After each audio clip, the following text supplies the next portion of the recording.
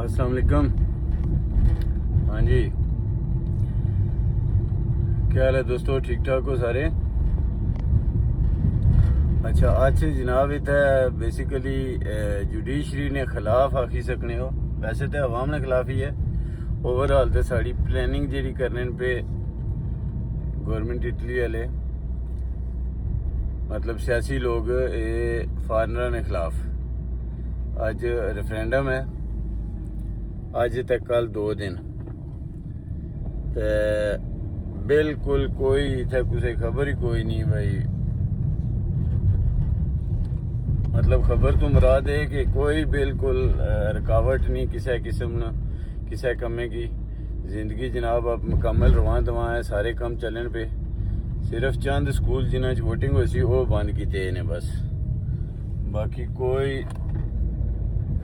कारोबार जिंदगी सारे बिल्कुल लगातार सारे चलन पे कंटिन्यू अपने तसलसल नाल। कोई रुकावट नहीं, कोई कुछ नहीं। असां पाकिस्तान दे जनाब जिसले इलैक्शन होने आज़ाद कश्मीरी या पाकिस्तानी तकरीबन जरा ना 2 महीनों तो कारोबारी जिंदगी बिल्कुल मतल होना। वैसे तो 5 साल सारा निकले, लेकिन आखिरी कम अज कम जेडे होने ना 2 महीने वो तो बिल्कुल ही जिंदगी ठप होनी। बस कम चलना होटल लेना वो भी बेचारे ने चलना क्या लोग रोटी खाई ले जाने तो पैसे फलाने तू दे तो फलाने तू दे तो देने भी कोई नहीं। अक्सर जरा ना बाद ही फिर जनाब साल 2 साल वो पिछे पे रहने। बच्चोई साहब, राजा साहब, सरदार साहब, मलिक साहब असने पैसे को नहीं दिते कुछ। जे तो कोई जीती जाए तो शायद कुछ लभी जान, वरना वो भी कोई नहीं। तो बहरहाल ये वीडियो बनाने का मकसद सिर्फ ये सी कि तुसें दसा भाई इत्थै जिंदगी अपनी रूटीन नाल चलनी है भी ते मतलब रेफरेंडम इत्थै जारी है।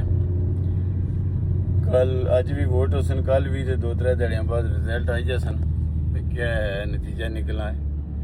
वैसे ओवरऑल चलो तुसें ये भी दसी ओड़ां कि ओवरऑल अपने जाने वाले जितने भी इटालियन वगैरह लोग हैं नेशनल इत्थे ने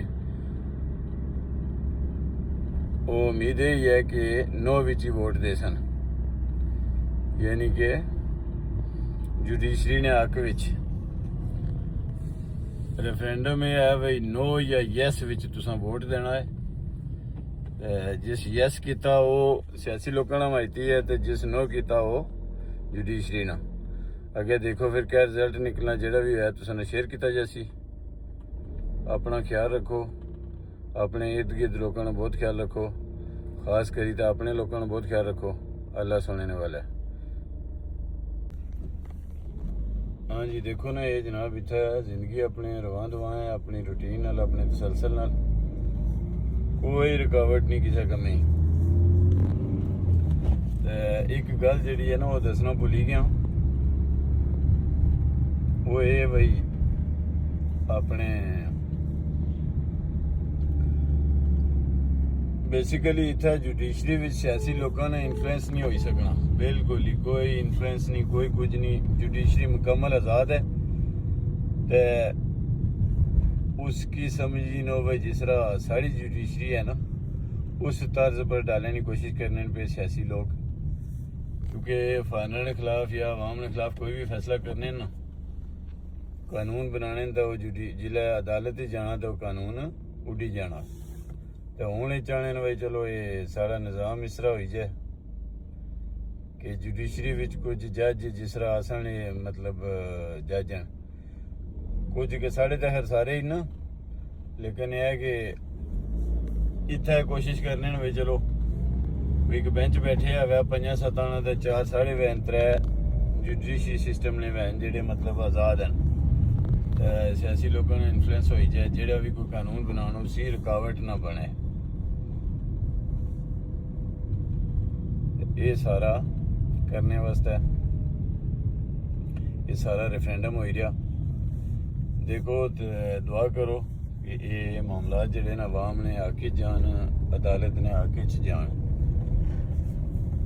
वरना हालात बहुत तंग किए जा सन।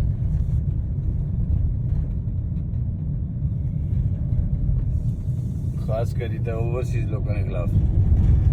चलो ठीक है, अपना ख्याल रखो, अल्लाह समझने वाला है।